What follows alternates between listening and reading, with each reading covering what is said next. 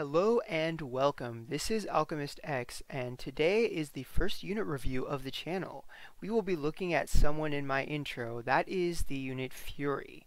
She just recently got her Job Plus as of this week as part of the Also Sprock event, and I think it is a pretty good improvement. The combination of Job Enchants plus Enlightenment plus this Job plus a Memento that I don't have yet altogether makes for a unit who pretty much nobody used before to someone who could easily be a core part of a team. You know, she might not be the level of like just sheer carry that some like an Adelaide, a Mira, or a Dark Masamune might be, but I think you'll find that she's got a good kit and some solid stats to go along with it. As you can see, she's got quite a bit of HP. Her M attack is now quite high. And keep in mind that if you do get her Memento and VCR, which are normal pool, that will go up even higher.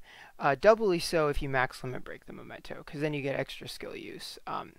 So since I don't have a Gumi account, I can't always show you the maximum potential of a unit, assuming I even have them in the first place.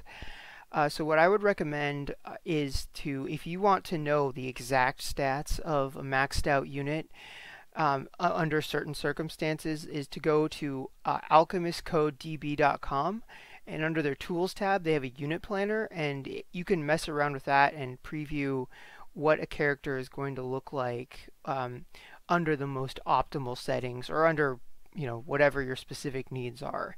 That site is invaluable, and I recommend if you're diving deep into this game, that site will help you out. So next up, we're going to be taking a look at her Enlightenment, and then after that, I'll be showcasing some of the things that she can do, and that's what our review will be. All right, so let's take a look at her Enlightenment. All right, here we are at Fury's Enlightenment screen, and I would recommend basically enlightening as much as you can. I know that her shards can be a little bit harder to gather, especially if you're new, because you have to get very far in story mode, and then you only get one shard a day. But on the plus side, selectors will have her, and you can just randomly get them too.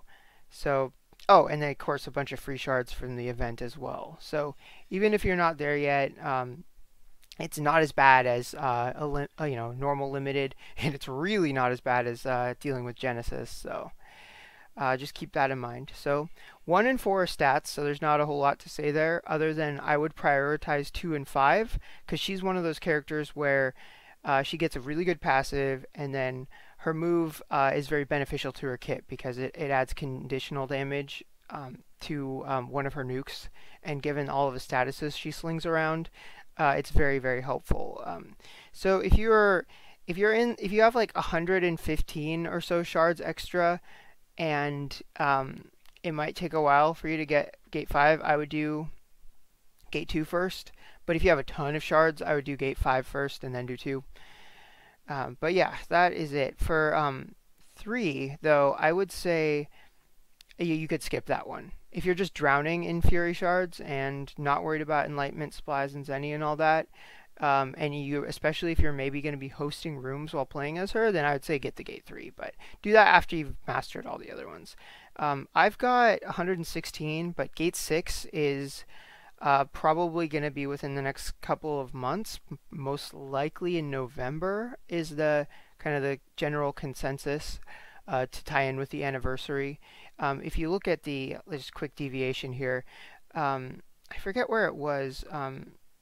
Some characters had like a sub slot on their mementos, so that means like some of the coding for it is already there.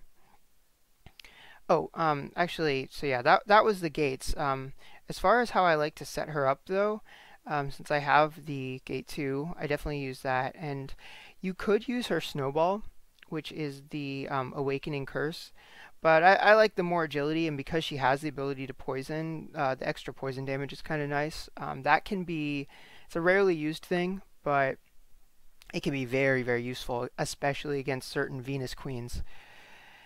And then as far as gear goes, I have her just kitted out with Veda Templar VCRs because I don't have her Memento yet. And I think this setup that we're looking at right now is definitely workable. I mean, really just give her agility and M attack and HP, and you're good. That's she is flexible there, and I feel like 3 is enough gear slots. All right, so now we've explored kind of what her kit is about. We can now see what she can do with it.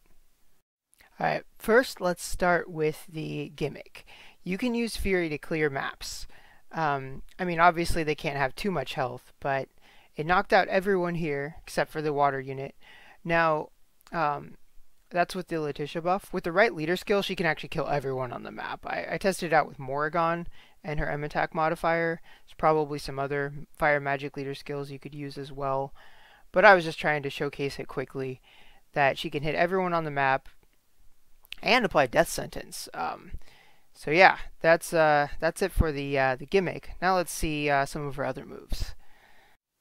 Here we are in the battle, and once again I brought Letitia just because I feel that she's good for, you know, really getting the most out of your M attack users. And we're starting with just basic insta-cast nuke. That can be great just right off the bat to get rid of trash mobs, that kind of thing. A lot of her attacks have conditional damage, which is nice, and some of her attacks are instant cast, some of them have cast times, and luckily she's fairly quick about it because her Gate 2 has cast time reduction on it. So it never really feels like her spells are too little too late. And then some of the other nice things about some of her attacks, just kind of comparing damage here, is that for her CC, like her CT down and her poison sleep attack, they don't do damage, so they won't miss. So all you have to worry about is resistance. She can also lower resistance as well, which is nice. I didn't use that in this battle, but that is something she is capable of. Next up, I'm going to use the poison and sleep move, which is nice because, as you can see, there's some people casting, so as long as they're vulnerable to those status effects, then that's one way that she can say goodbye. Oh yeah, that was the map wide. She could say goodbye to casting enemies. And it's a big fat AoE too, just as an added bonus. So you can just knock them out. I really like her kit. She may not have the most like optimal nuking ability, but I feel like for how good she is at disrupting, I think her damage is pretty good. Oh, you know, once you factored in Letitia. Also, just her reactive is awesome. It's like, oh, just healed back the damage, and she's got jewel regen to help alleviate one of the issues mages have. And then to top it out, she gets bonus damages for things that she kind of naturally does anyway. Just kind of comparing damage to the people that have the status effect versus the ones that don't. Yeah, she is very surprised. She surprised me with how offensively oriented she was. I was expecting, before I knew anything about her job plus, for it to be more support oriented, but no, she's just a general day ruiner. And then just a little more stat buffing. But yeah, I really dig the jewel regen and her ability to heal as well. And yeah, just knocking out, and she can silence as well, and with the Letitia buff she can do quite a good single target heal as well. I tried to inflict daze on her. There honestly wasn't much of a point, she was already asleep, but it is map wide for what that's worth. It's probably best used after lowering status effect resist.